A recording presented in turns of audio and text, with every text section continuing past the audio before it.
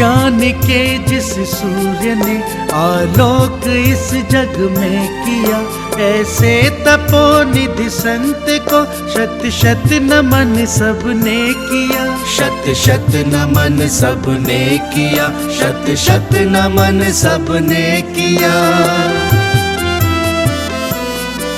जिसने सराकों के लिए सर्वस्व अर्पण कर दिया, सर्वस्व अर्पण कर दिया। जिन धर्म शिक्षा संस्कृति निज संस्कार को बल दिया, निज संस्कार को बल दिया। ऐसे ज्ञान के सूर्य का जग ने महावंदन किया। ऐसे तपोनिधि संत को शत शत नमन सबने किया। शत शत नमन सबने किया, शत शत नमन सबने किया। तुमने स्वयं अपना समाजोत्थान को अर्पित किया, उत्थान को अर्पित किया। महावीर के महाधर्म के महार्थ को व्याख्यात किया, महार्थ को व्याख्यात किया। सदा को धारक जग ने पद इसीलिए तुमको दिया। ऐसे तपोनिधि संत को शत शत नमन सबने किया। शत शत नमन सबने किया, शत शत नमन सबने किया।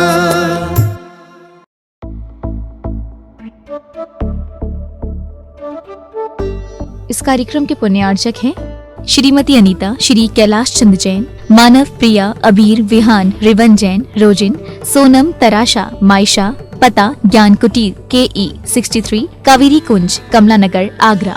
श्री रूपेश कुमार जैन, श्रीमती नीलम जैन, चांदीवाले, पुत्री कुमारी गुनगुन जैन, ज्ञान निकेतन E 433, कमला नगर, आगरा, उत्तर प्रदेश।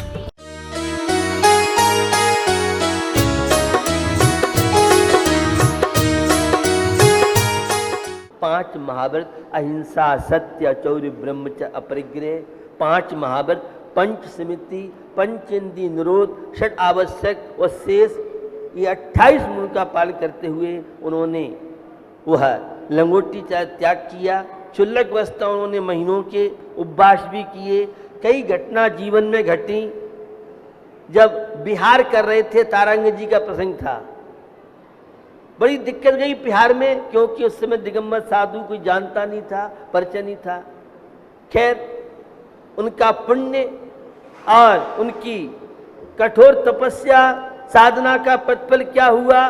एक बस वाले ने ध्यान में लीन थे, तो बस वाले ने उनको बस चढ़ाने का प्रयास किया, और जैसे ही बस चढ़ाने का प्रयास किया, उनके तप के प्रभाव से बस का इंजन फेल हो गया। अब उनका उपसर्ग घटना चार्ज चक्रवर्ती के जीवन में भी आती है। छाणी महाराज सामायिक कर रहे थे या लेटे थे, एक सर्प आया और उनके ऊपर निकल गया, लेकिन कोई भी उन पर उसका असर नहीं हुआ। बड़े तपस्वी साधु थे, लोकेशना ख्याति लाभ से बहुत दूर थे, संग में बड़े कड़े नियम उनके रहते थे। तो आचार्य शांत सागर छाणी महाराज और आचार्य शांत सागर दक्षिण, इनकी दीक्षा 1923 भादों के महीने में मुनि दीक्षा ली थी, और वह 1923 का सन था जब मुनि दीक्षा ली सागवाड़ा में, और आचार्य पद इनको 1926 में गिरिडीह में दिया गया, और 17 मई 1944 जेठवदी दशमी में संवत विक्रम संवत 2001 में सागवाड़ा में नमोकार मंत्र पढ़ते पढ़ते ने ध्यान में लीन थे, तो बस वाले ने उनको बस चढ़ाने का प्रयास किया, और जैसे ही बस चढ़ाने का प्रयास किया, उनके तप के प्रभाव से बस का इंजन फेल हो गया। अब उनका उपसर्ग घटना चार्ज चक्रवर्ती के जीवन में भी आती है। छाणी महाराज सामायिक कर रहे थे या लेटे थे, एक सर्प आया और उनके ऊपर निकल गया, लेकिन कोई भी उन पर उसका असर नहीं हुआ। बड़े तपस्वी साधु थे, लोकेशना ख्याति लाभ से बहुत दूर थे, संग में बड़े कड़े नियम उनके रहते थे। तो आचार्य शांत सागर छाणी महाराज और आचार्य शांत सागर दक्षिण, इनकी दीक्षा 1923 भादों के महीने में मुनि दीक्षा ली थी और वह 1923 का सन था जब मुनि दीक्षा ली सागवाड़ा में, और आचार्य पद इनको 1926 में गिरिडीह में दिया गया और 17 मई 1944 जेठवदी दशमी में संवत विक्रम संवत 2001 में सागवाड़ा में नमोकार मंत्र पढ़ते पढ़ते इनने तन का त्याग किया। आचार्य शांत सागर दक्षिण वाले महाराज 27 में दक्षिण से निकले शिखर जी की यात्रा के लिए। हजारीबाग में जब आचार्य शांत सागर छाणी महाराज 23 का सागवाड़ा में, सन 24 का चातुर्मास इनका इंदौर मालवा पहली बार हुआ। श्रेष्ठ हुक्मचंद जी को साधु के दर्शन नहीं किए। श्रेष्ठ हुक्मचंद जी का बड़ा प्रभाव था, आगे आगे वे चल रहे थे, पीछे पीछे महाराज कोई घटना न घट जाए, और उनके साथ उनकी सभा में डेली जाते थे। सन 25 का ललितपुर का चातुर्मास हुआ, 3 साधु थे, आचार्य सूत सागर जी, एक आनंद सागर महाराज, ऐसे 3 साधु चातुर्मास हुआ। क्षेत्रपाल में चातुर्मास हुआ, कन्या पाठशाला आज भी चल रही है। हम लोग समझते थे कि उन महाराज से रिकॉर्ड देखा तो शांत सागर छाणी महाराज के द्वारा खुली गई थी। इतने यात्री आए कि पहले तो ये लैट्रिन शौचालय नहीं थे, तो लोग सब लोटा लेके बाहर जाते थे। हाथ धोने की मिट्टी खोदते खोदते बहुत बड़ा तालाब बन गया। आचार्य शांत सागर छाणी महाराज के ऐसे प्रसंग, सबसे पहले उत्तर भारत में उनका बिहार हुआ, बाद में शांत सागर दक्षिण वाले महाराज। सन 33 में ब्यावर चंपालाल जी की नसिया में दोनों की परंपराएं अलग थी। दक्षिण वालों की परंपरा अलग, छाणी महाराज उत्तर भारत की परंपरा अलग थी। दोनों का जो नसिया जी है, एक कमरे में एक गेट पर तो दाईं तरफ चार्ज चक्रवर्ती 7 महाराज का संग और बाईं तरफ ये 5-6 मुनिराज और छुल्लक एलक उनके साथ थे। छाणी महाराज एक साथ दोनों बैठते थे, प्रवचन एक साथ होता था। छाणी महाराज आचार्य शांत सागर दक्षिण की बैया वृत्ति जाती थी, कभी 13-20 का विवाद नहीं हुआ। वह छाणी महाराज कहते थे भी दक्षिण वालों की परंपरा है, उसमें कोई व्यवधान नहीं करना है। और दक्षिण वाले महाराज कहते थे भाई यहाँ फूल पत्ती फल आदि नहीं चढ़ते हैं, यहाँ पर स्त्रियां प्रक्षाल नहीं करती हैं, यहाँ उत्तर भारत में जल से अभिषेक होता है, यहाँ कोई पद्मावती देवी देवता को नहीं मानता है। इनकी आमनाय में कोई भी किसी तरह का व्यवधान नहीं करना है। इतना दोनों में सामंजस्य था। एक की परंपरा आज की भाषा में आज पंथवाद ने बहुत रूप लिया है।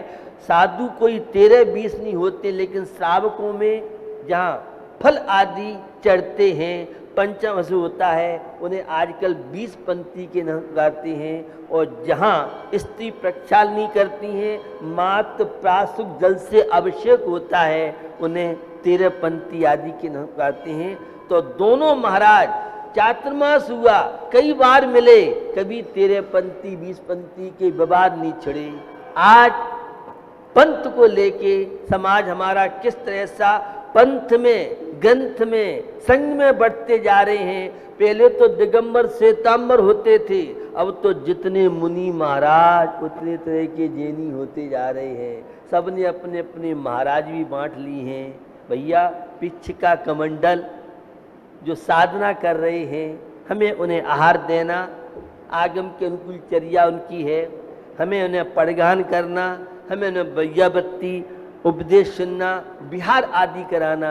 लेकिन आज जो स्थितियां बहुत अच्छी नहीं हैं। आचार्य शांत सागर छानी की परंपरा में आचार्य सूर सागर जी महाराज, साहू शांति प्रसाद जी जो भारत के शायद तीसरे उद्योगपति थे, जब आचार्य सूर सागर महाराज के 33 ग्रंथ है, संयम प्रकाश उनका बहुत चर्चित ग्रंथ है। और डालमिया नगर में 1952 में जब समाधि हुई तो पूरा बॉम्बे बंद था, क्योंकि बम्बई में साहू शांत प्रसाद जी का बहुत प्रभाव था। इतना प्रभाव था आचार्य सूर सागर जी महाराज का।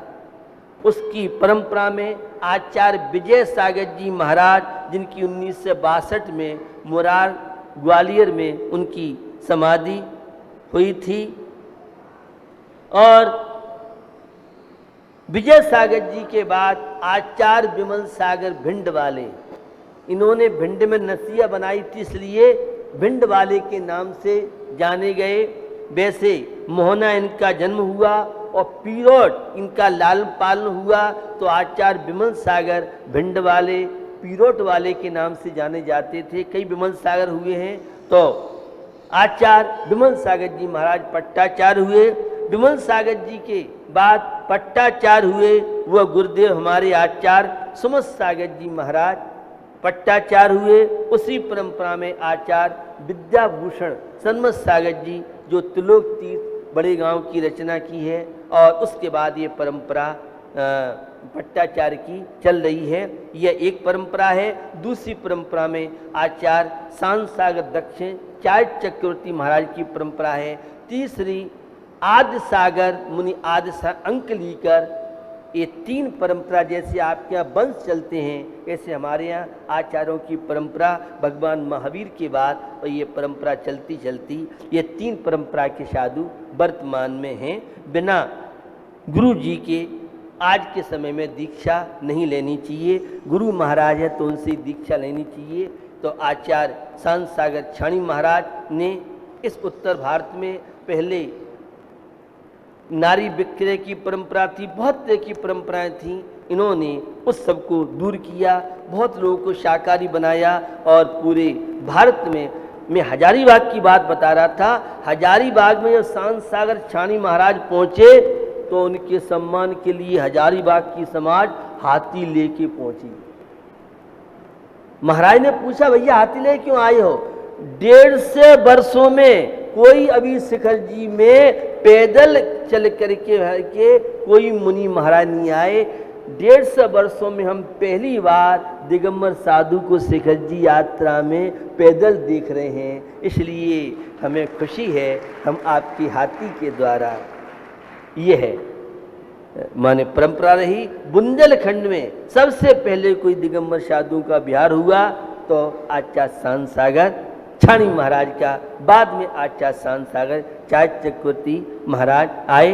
तो आचार्य शांत सागर जी महाराज ये जो परंपरा में गुरुदेव आचार्य सुमत सागर जी महाराज और सुमत सागर जी की शिष्य परंपरा में आज भी 300 से लेके 400 की लगभग मुनि आर्यका चुल्लक चुल्लका एलक माने उनके शिष्य प्रशिष्य आदि की, लेकिन इसकी जानकारी बहुत कम, साधुओं को भी कम है, समाज को भी कम है, क्योंकि इन्हें लाइट में आने का मौका नहीं मिला। गुरुदेव आचार्य सुमत सागर जी ने मुझे प्रेरणा दी, और बुढ़ाना में हुआ है जब मैंने शास्त्री विजन की छाणी 3 बताए, 3 है छाणी। कौन से छाणी की बात कर रहे हैं? तो राजस्थान में जो छाणी गांव है, उस छाणी गांव में वो छान थी, पहले छान जा चलती गांव में, इसलिए गांव का नाम छाणी पड़ा।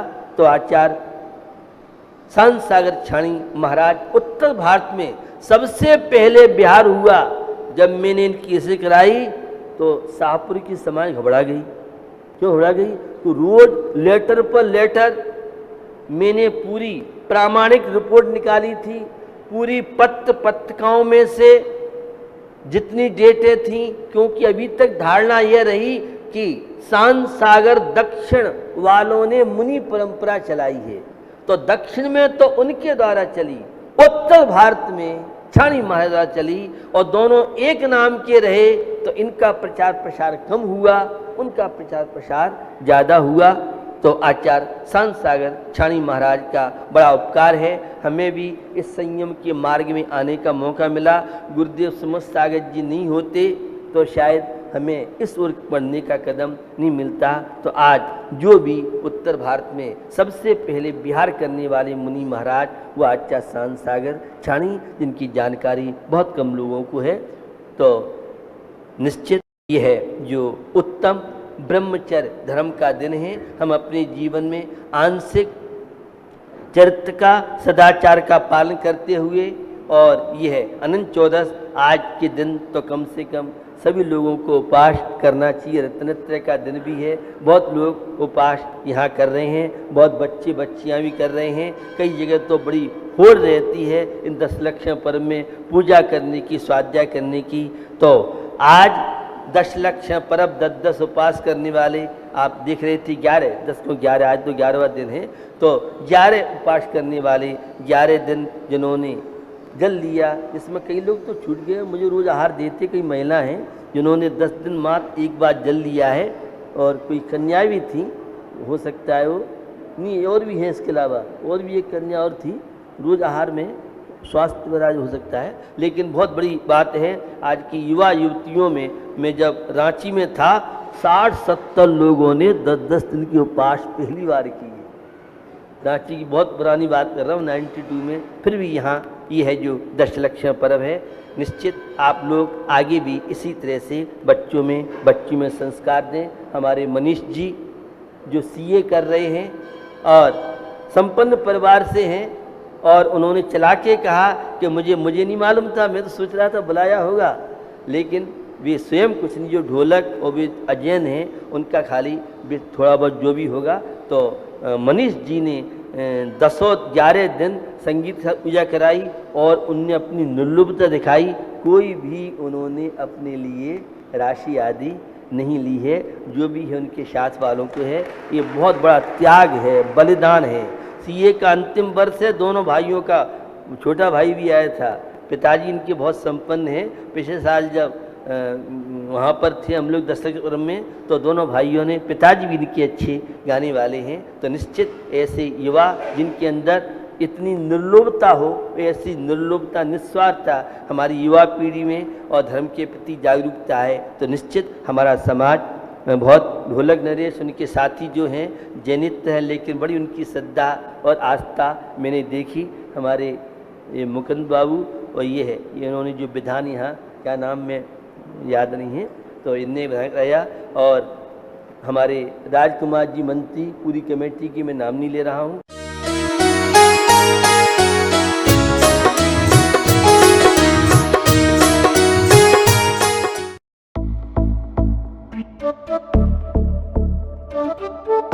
इस कार्यक्रम के पुण्यार्चक थे श्रीमती अनीता, श्री कैलाश चंद जैन, मानव, प्रिया, अबीर, विहान, रिवन जैन, रोजिन, सोनम, तराशा, मायशा, पता, ज्ञान कुटीर, KE 63, कावेरी कुंज, कमला नगर, आगरा।